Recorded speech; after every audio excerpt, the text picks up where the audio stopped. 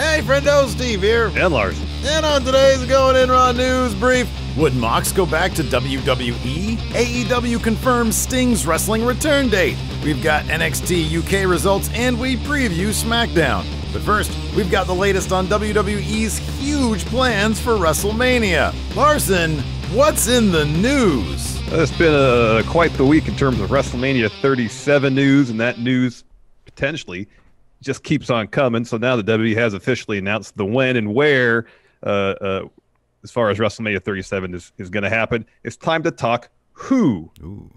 Who is going to be on the card. Who. What? WrestleMania. Where? Tampa Bay. What? When? WrestleMania. When? April 7th and 8th. 9th and 10th? 10th and 11th. 10th and 11th. What? For the who. No, who. Yeah, who. Who. And how. We know why already. How. But who. How. And how. WrestleVotes tweeted out today that WWE is looking to bring in some huge names for WrestleMania. That's what they had to say. Quote, once the decision was made to run the two-night card for Mania, the creative team started working on bigger ideas. Thought is WWE now needs 4 major matches per show. That probably requires outside assistance from big names. Cena and Goldberg nearly locks. One of those isn't shocking. The other kind of is. Cena's kind of shocking. Yeah, it is. Rock, unlikely. Yeah. Taker, TBD. Oh, come on. And a subsequent tweet follow-up. It says follow-up on the Taker part. Majority of those backstage think he's done, and rightfully so. However, it only takes one call from one usually convincing man to change all that. Come on, man. He said his goodbyes. He should be going to the Hall of Fame this year.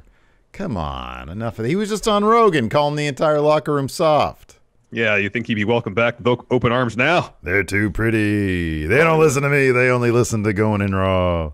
So there's more from the newsletter. Meltzer is reporting that much of the Mania 37 card is still up in the air, noting, quote, the reason there has been no television direction for the main matches of Mania and you don't hear anything about them is because there isn't any.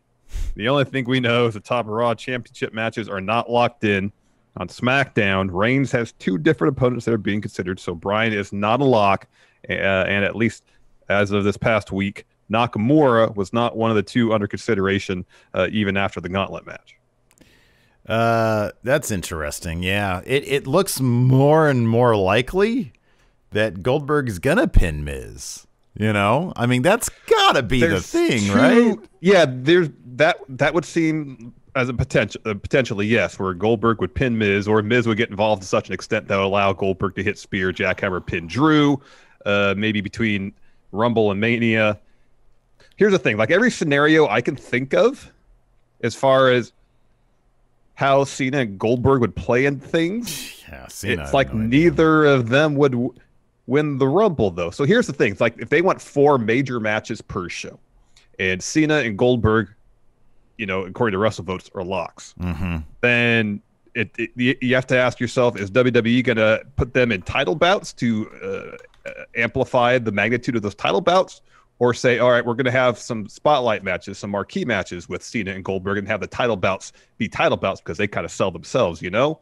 Are they going to go all in on the title matches and have a Drew versus Goldberg rematch for the WWE title and have like Cena Reigns for the Universal title just to really make those feel like huge matches, or put Cena and Goldberg in different singles matches and have Drew and Reigns, like say Roman takes on Daniel Bryan, Drew takes on Sheamus and Keith, right, like that, you know? Yeah, I mean, you're saying is, you know, the marquee matches with the part timers don't need the titles because they're marquee part timers, exactly, and the titles are the titles. And so those will be like mid-card matches, basically. I don't know, man. I think that there's one name that surprises me is not listed in here, and that's Brock Lesnar.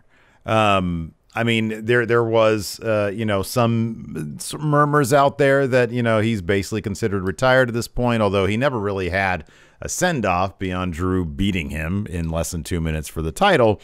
You'd think that to make a bigger deal about that, but Brock Lesnar's never been one on ceremony, so maybe he just doesn't care about that. It's like, well, a retirement ceremony, fine, open up your checkbook for $1 million and I'll come by and do it. WWE wouldn't do that unless they got a match out of it. So it does kind of surprise me that he's not there. Brock versus Roman would be the match that I would go with at WrestleMania because you get it right. Cena versus Roman is the second match that I'd have because of last time how Cena came back and said, I do this better part-time than you do it full-time. Full-time, yeah. To have the tribal chief, you know, if he goes on, it's kind of like the inverse, or it's kind of like a parallel of what Bray is doing, going back and righting the wrongs of his career. Roman can kind of do that now, righting the wrongs of his career now that he is the tribal chief, because he was always given such a short shrift before.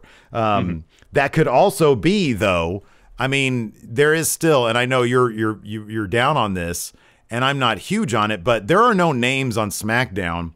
If you take the marquee part-timers out, Daniel Bryan is a great name. He's been losing a lot lately, but then that could just feed into the underdog thing. He's a great name. Another name that isn't there right now is Seth Rollins, and I know you're down on that, but he's a big name that they could justify as, you know, a big matchup for the title, because Roman's like the biggest deal they have right now, and they have history. There's a couple other major names that weren't mentioned here. Becky Lynch, Ronda Rousey. Sure, yeah. You know, Ronda, there's been several social media posts of Ronda still training. For what? We don't know. Maybe she just wants to train, you know.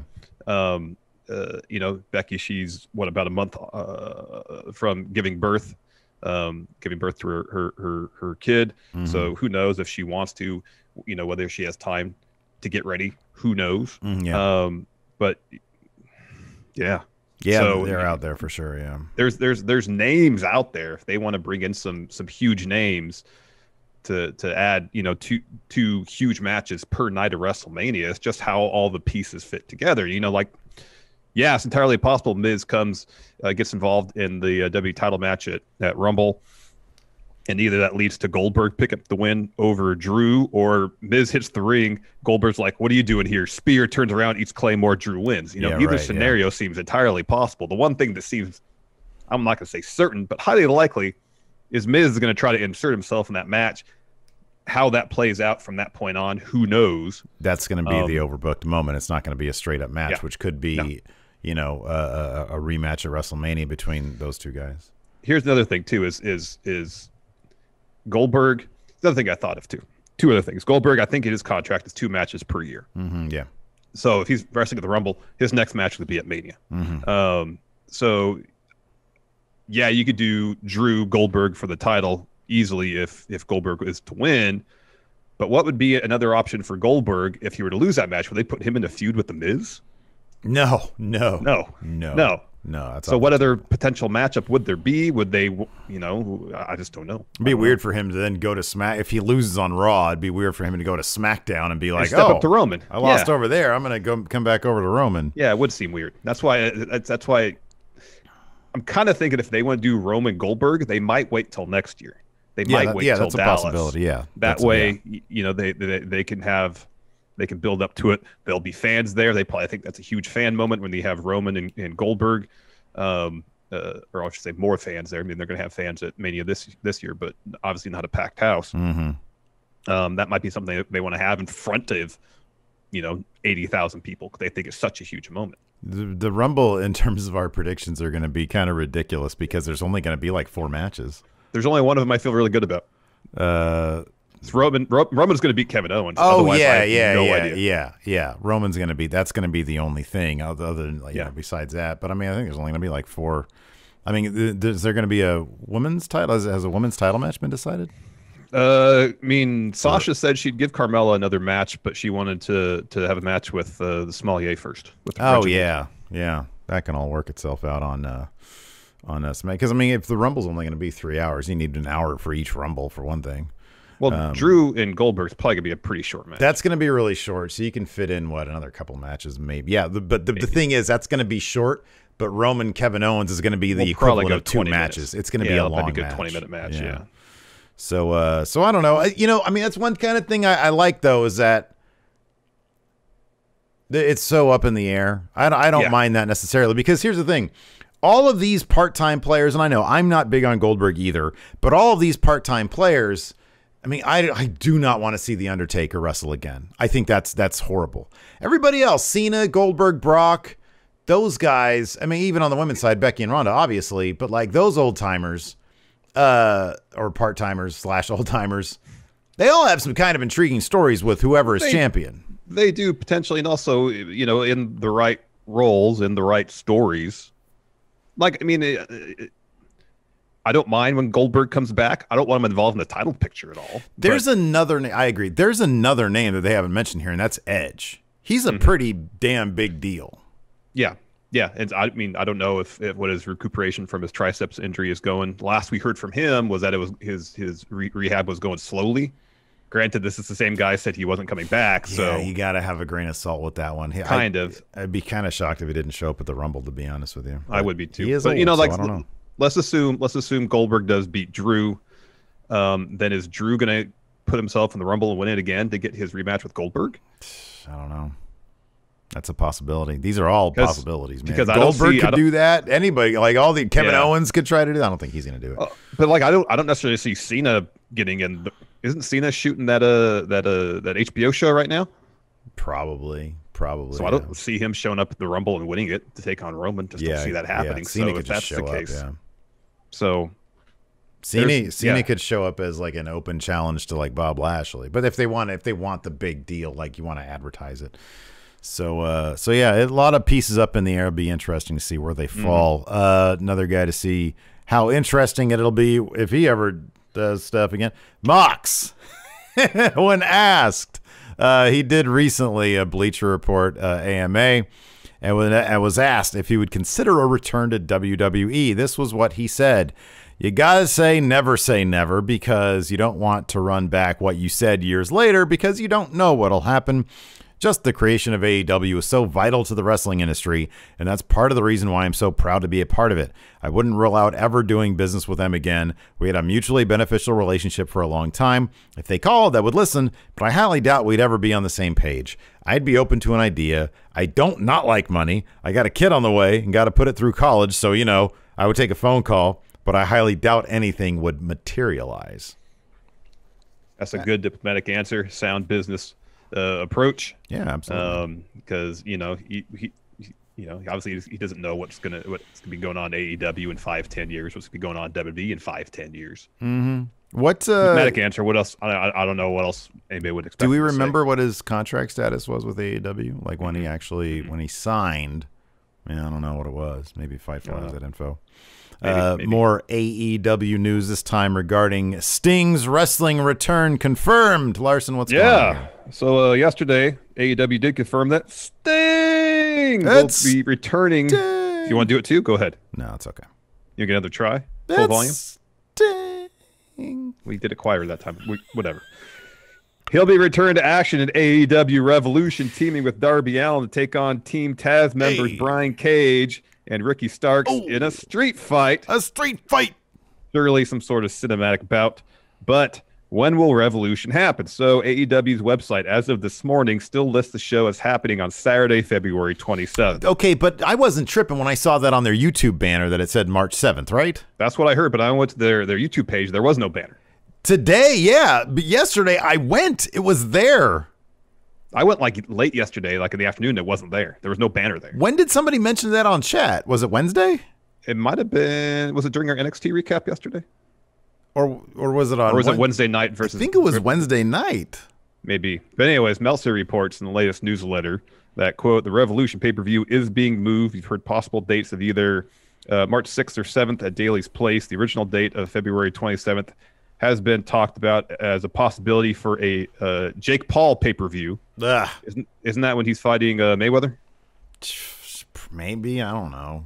Although with that date coming closer, nothing signed, the odds of that match happening would seem to be decreasing, at least on February 27th. I mean, historically speaking, that was around the time that the AEW, granted, there's only 1 year prior that it's happened, would do Revolution. Mm-hmm. Yeah. So whatever, we'll be there for it. Doesn't matter. As long as they don't do it on the 13th, the day before TakeOver of February 13th, because I won't be here. I'm locked down for that day, so if they do that. But I don't think that's going to happen. Anyways. You couldn't do an emergency clearing of the calendar. I guess it'd just be Enforcer and I then handling watch-along duties. Hey, if you want to try to talk to Lacey about that one, feel free. We already had to shuffle that date. Not doing that again. Well, I'm not one to get involved in other people's business. So. Exactly. Sorry. Anyways, Steve, I am trying to I'm You're trying trying to watch everything. I'm trying to soak it all in, man. I'm trying to just everything that I can. I was looking for New Japan Strong, the next episode. It's not till tonight at 7 p.m. Pacific. Well, I can't watch it then because SmackDown's on. But before we preview SmackDown, I got your NXT UK results watched this morning. Rampage Brown, the new big meaty guy on the scene in NXT UK, defeated the bomber Dave Mastiff. Dave Mastiff's already the guy. He's the Jack Stars of Hosses now. He's putting over new big men. It seemed like there was a potential for him to be, a perennial main eventer the way they were building him at first. I feel like they should have had him versus, he would have been a great Walter opponent. Two big dudes like that. That'd have been a lot of fun. In any event, Rampage Brown beat Dave Mastiff with a Dr. Bomb. And then, remember that I mentioned that match between Jack Stars and Ilya Dragunov. That happened, and we have a new character. It's Trance Ilya, because he went into instead of a trance state like Kota Ibushi goes into, it was more of a feral state for him. He just became a slobbering, disgusting man beast and absolutely annihilated Jack Stars by T-Kid, just elbows to the head. It was awesome just seeing Jack Stars get wrecked.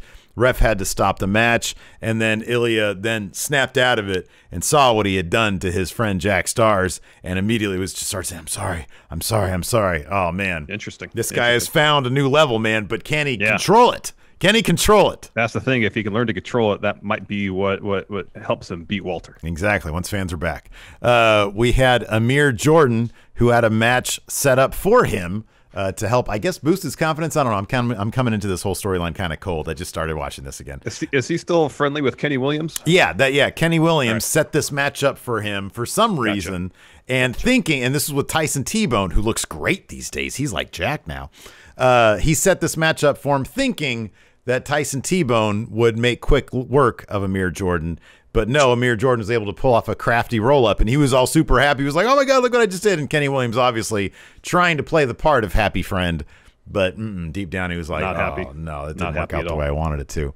And then a really stellar main event, we had Kaylee Ray successfully defend her championship against Ginny. However, there was a few shenanigans involved with Ginny's new manager, Joseph Connors. He was trying to get involved, and there was a bit of an overbooked stuff at the end. Ginny, got Connors as the manager now? Yeah. That's interesting. And he during that whole distraction, Ginny was distracted by kind of the ref. She was arguing with the ref. That allowed Kayla Ray to hit the gory bomb on her for the win. So maybe they'll run that one back. I don't know. We'll find out. I kind of like your prediction of Piper Niven ending the year as champion, though, because they're still talking about her. Ginny screwed her out of her title shot, apparently, somehow. Again, I'm coming into this brand new here at the beginning of the year. So I'll catch up on all these storylines. There we go. SmackDown tonight. Larson, what's going on at SmackDown tonight? 2 things listed. 2 segments listed. First, Big E to battle Apollo Crews at Intercontinental Championship bout. That should be awesome. That should be great. I'm really curious to see how powered up Apollo Crews under the wing of Roman Reigns is going to be. And then Bianca Belair to compete in Bayley's Ultimate Athlete Obstacle Course Challenge. I saw this morning on Twitter, Bianca Belair was jump roping with her hair. And Bayley responded to that by showing some impressive juggling skills. Are you a good juggler, Larson? No. Can you juggle like for 5 seconds? I could in middle school. Wow. Okay. I think it's same with me. I did that in middle school. I think that's a thing. Juggle. I think that's the thing they had you do in middle school for some reason. They taught you how to juggle. Yeah, me too, which is weird. It is odd. It's kind of weird. We were in the same system in middle school, so yeah, totally. Maybe it was a Folsom Cordova Unified thing. It could be. Hey, let's broaden these kids' horizon. Teach them how to juggle. Here's some life skills they can really use. Maybe they can make some money down on the subway. Maybe. Before we wrap up today, real quick, Hank Aaron, one of the greatest baseball players of all time, passed away. It was announced today. He was on WCW television a few times while he's, I believe, working as a Turner exec. And I learned today that he was involved in Bill Watts departing WCW. Oh, that's interesting. There's an interesting story. Sean Ross Sapp had a write-up on it on Fightful today. highly recommend checking that out. Maybe I'll put the link in the description. It's a really good read. Yeah.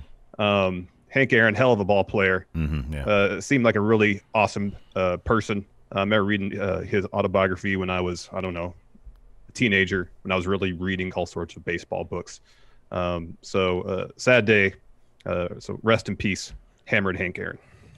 There you go. Hopefully you'll join us tonight for our Smackdown recap live at twitch.tv/Steven Larson. Also for Friendo Club TV members, we are going to be playing some Red Dead Redemption 2, some Red Dead Redemption Online rather, with the intern Christopher Kaufman.